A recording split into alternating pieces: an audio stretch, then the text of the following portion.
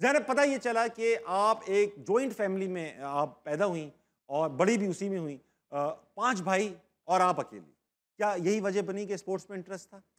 5 cousins मिला के मतलब घर का माहौल ऐसा था कि मैं अकेली लड़की थी बताइए। और बाकी सारे बॉयज़ थे, तो उनके साथ बाहर क्रिकेट भी हम खेलते थे, बैडमिंटन भी खेलते थे, फुटबॉल भी चल रही होती थी। वो ज़माना था जब आईपैड्स वगैरह नहीं नहीं होते थे। थे और सारा वक़्त हम स्क्रीन्स के सामने नहीं होते थे। So I used to just sit and watch sports अच्छा, मतलब। ये लग रहा है पाँचों के 5 अमीर बच्चे थे। क्योंकि अगर हमसे पूछेंगे, तो जॉइंट फैमिली में खेलने की जगह ही नहीं होती। ठीक है, तो ये ज़्यादा पिट्ठू गरम खेल लिया, क्रिकेट खेल लिया, ये हमारे स्पोर्ट्स हैं। आपने नाम लिए क्रिकेट, बैडमिंटन, गोल्फ भी मेरे ख्याल से मैंने सुना। तो ये क्या बचपन अफ्लुएंट गुजरा, अच्छा गुजरा या हमारी देखिए, तरह गुजरा? आप नोट करें कि उस ज़माने में पार्क्स वगैरह वैसे भी बहुत ज़्यादा थे। अब ये वही पार्क्स पे बिल्डिंग्स आ गई हैं जी हाँ। और स्कूल्स में भी वो उस ज़माने में बहुत ज़्यादा फोकस भी होता था स्कूल्स में, ग्राउंड्स थे जहाँ पे आपके पास ये एक फैसिलिटी थी कि आप स्पोर्ट्स खेल कायदे आज़म भी जिंदा थे सकते। उस जमाने में। किस जमाने में ये सब कब था? बचपन हाँ। बचपन की बात हो रही है तो लेकिन अच्छा है कि आप समझते हैं कि मैं अभी तक बहुत छोटी हूँ, हाँ, मैं समझ बट क्या कहते हैं, ऐसे ही गुजरा। ज़ैनब, मैं पूछना ये चाह रहा हूँ, क्रिकेट कमेंट्री जो थी, हम बचपन से हम चिश्ती मुजाहिद के ज़माने से और उनसे पहले 4-5 लोग, फिर अभी तारिक सईद एक रेडियो की आवाज़ हैं, फिर रमीज़ राजा हैं, ये इनमें सब में एक चीज़ कॉमन थी, ये सब मर्द थे। लेकिन और cricket all over the world मर्द ही कमेंट्री कर रहे थे, ज़्यादातर देखी भी मर्दों की जा रही थी। अब आपने आकर ये एक पाकिस्तान में, स्पेशली दुनिया में तो होना शुरू हो गया था, मगर पाकिस्तान में आकर आपने ये एक अपने ऊपर जिम्मेदारी ली नहीं ली, दे दी किसी ने, मुझे नहीं पता, लेकिन ये कितना मुश्किल था?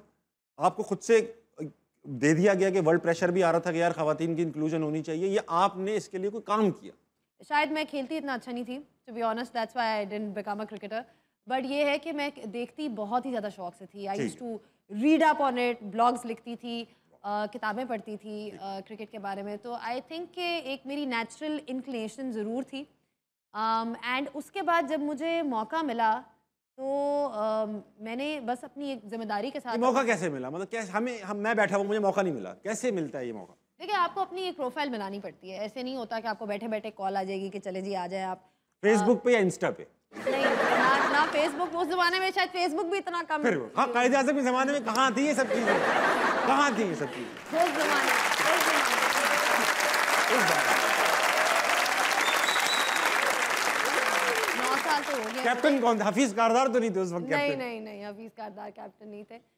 बट इसी तरह अपॉर्चुनिटी इस तरह मिली कि एक ओपनिंग थी एक अच्छा। न्यूज़ चैनल में, वाह। And my mother, she really encourage me, she was like कि तुम जाओ, तुम सारा वक्त बैठ के बेटा यहाँ से जाओ। हाँ, यहाँ से जाओ, तुम बैठ के सारा वक्त एनालिसिस कर रही होती है, इसको ये करना चाहिए, इसको ये करना चाहिए, अरे इसकी वाह। ये एवरेज है, इसकी ये स्ट्राइक रेट है, तुम जाके कुछ काम भी करो काम भी इसके बारे में। मैंने कहा मैंने तो कभी ज़िंदगी में ये काम किया नहीं, कभी कैमरा फेस नहीं किया। बट खैर, जब मैंने ऑडिशन दिया तो जो लोग ऑडिशन ले रहे थे उन्होंने कहा कि नहीं, आप में कुछ है बात, कुछ तो है आप। कुछ तो है आप में। तो I join that show and उसके अलावा I did a lot of other work as well. Like मैं ऑनलाइन शोज करती थी। I started building my profile. ठीक है, वालिद साहब भी फर्स्ट क्लास क्रिकेटर हैं, तो वहाँ से भी हेल्प मिली होगी, थोड़ी टर्मिनोलॉजीज, नॉलेज, फील्ड प्लेसमेंट्स, ये सब चीज़ें तो वहीं से पता चली होंगी।